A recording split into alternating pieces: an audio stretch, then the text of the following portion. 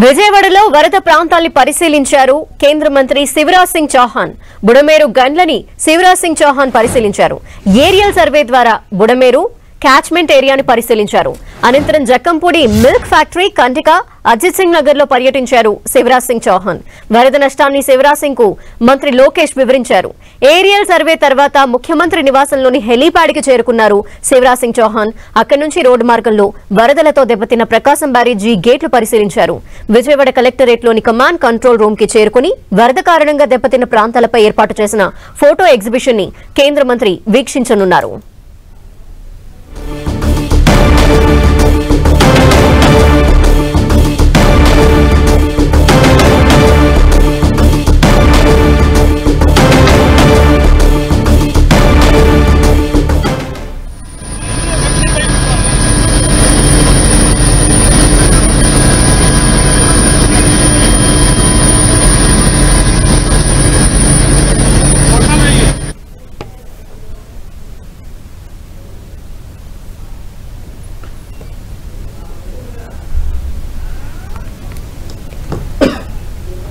విజయవాడలో వరద ప్రభావిత ప్రాంతాలకు సంబంధించి ఏరియల్ సర్వే ద్వారా కేంద్ర మంత్రి శివరాజ్ సింగ్ చౌహాన్ పరిశీలించారు.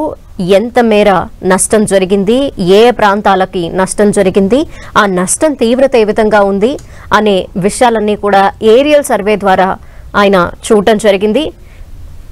మనం విజువల్స్ లో కూడా చూడొచ్చు. శివరాజ్ సింగ్ చౌహాన్ ఏరియల్ సర్వే ద్వారా ప్రాంతమంతా కూడా పరిశీలించిన పరిస్థితి కనిపిస్తోంది. దీనికి సంబంధించిన కంప్లీట్ డీటెయిల్స్ మా ప్రతినిధి జయరాజ్ అందిస్తారు. జయరాజ్. ధనలక్ష్మి, ఈరోజు విజయవాడ పరిసర ప్రాంతాల్లో తీవ్ర నష్టానికి గురైనటువంటి వరద ప్రభావిత ప్రాంతాల్ని కేంద్ర మంత్రి చౌహాన్తో పాటు రాష్ట్ర మంత్రి నారా లోకేష్ పర్యటించారు. ఏరియల్ సర్వే ద్వారా ఆ ప్రాంతాలన్నీ కూడా పరిశీలించారు. చాలా గత 5 రోజులుగా తీవ్రమైనటువంటి వరద ముంపు గురైనటువంటి ప్రాంతాలు, ముఖ్యంగా బుడమేరు, అదేవిధంగా సింగనగర్, కండ్రిక, జక్కంపూడి, అజిత్ సింగ్ నగర్ తదితర ప్రాంతాలన్నీ కూడా ఏరియల్ సర్వే ద్వారా ఇద్దరు కేంద్ర మంత్రి, రాష్ట్ర మంత్రులు కూడా ఇద్దరు కూడా పరిశీలించారు. ఉన్నటువంటి పరిస్థితిని అంతా కూడా కేంద్ర మంత్రి శివరాజ్ సింగ్ చౌహాన్కి నారా లోకేష్ వివరించారు. ఎంత భయానకమైనటువంటి పరిస్థితుల్లో గడిచిన కొద్ది రోజులుగా ఉన్నటువంటి పరిస్థితి అంతా కూడా కేంద్ర మంత్రికి వివరించినటువంటి నేపథ్యం ఉంది. మొత్తమే చూస్తే గడిచిన 2,75,000 మందికి పైగా గడిచిన 5 రోజులుగా నీళ్లలో నానుతా ఉన్నారు. అసలు ఎక్కడ ఏం జరుగుతుందో తెలియనటువంటి పరిస్థితి నెలకొంది. మొత్తం మీద అన్ని ప్రాంతాల్లో ముఖ్యమంత్రి దగ్గర నుంచి మంత్రులు, రాష్ట్ర ప్రతినిధులు, రాష్ట్రానికి సంబంధించిన యంత్రాంగం అంతా కూడా రాత్రి బగళ్లు పూర్తి స్థాయిలో ప్రజలకి అండగా ఉన్నటువంటి నేపథ్యంలో చాలా నష్టాన్ని తగ్గించామని చెప్పేసి కేంద్ర మంత్రికి నారా లోకేష్ వివరించారు. ఉన్నటువంటి పరిస్థితులంతా కూడా విన్న తర్వాత కేంద్ర మంత్రి కూడా చెలించిపోయినట్లుగా తెలుస్తా ఉంది.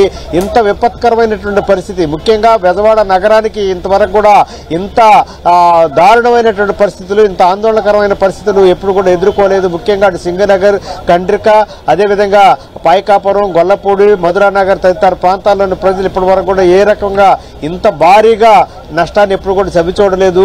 ఇప్పటికే ఈ రోజు కొంచెం వరద తాకిడి తగ్గినటువంటి నేపథ్యంలో ఆ ప్రాంతానికి కూడా ఆహారం కానీ, మంచినీళ్ళు కానీ, మిగతా ఆ ప్రాంతంలో ఉన్న వారిని సురక్షితమైన ప్రాంతాలకు తరలించేటటువంటి ప్రక్రియ కూడా జరుగుతున్నటువంటి నేపథ్యాన్ని కూడా కేంద్ర మంత్రికి నారా లోకేష్ వివరించారు. అయితే గతంలో ఎప్పుడు కూడా బుడమేరు నుంచి ఇంత పెద్ద ఎత్తున వరద రాలేదు. వచ్చిన తర్వాత కూడా ఇంత పెద్ద ఎత్తున బెజవాడ నగరవాసులు ఇంత ఇబ్బందికరమైన పరిస్థితులను ఎప్పుడు ఎదుర్కోలేదు. ఇదే మొదటిసారి. దీనికి కావాల్సినటువంటి అన్ని రకాల ప్రికాషన్స్ అన్ని కూడా తీసుకుంటున్నాం. రాబోయే రోజుల్లో దీనికి ఒక శాశ్వతమైనటువంటి పరిష్కారాన్ని చూసే దిశగా రాష్ట్ర ప్రభుత్వం చర్యలు తీసుకుంటుందని చెప్పారు. మరొక వైపు కేంద్రం నుంచి వచ్చినటువంటి బృందం అంతా కూడా ఆయా ప్రాంతాల్లో పర్యటన చేస్తా ఉంది. క్షేత్రస్థాయిలో జరుగుతున్నటువంటి జరిగిన కష్టాన్ని, నష్టాన్ని కూడా అంచనా వేసేటువంటి పరిస్థితులన్నీ కూడా అధ్యయనం చేస్తుంది. మరొక వైపు కేంద్ర మంత్రి కూడా ఉన్నటువంటి పరిస్థితులన్నీ కూడా సమగ్రంగా చర్చించారు.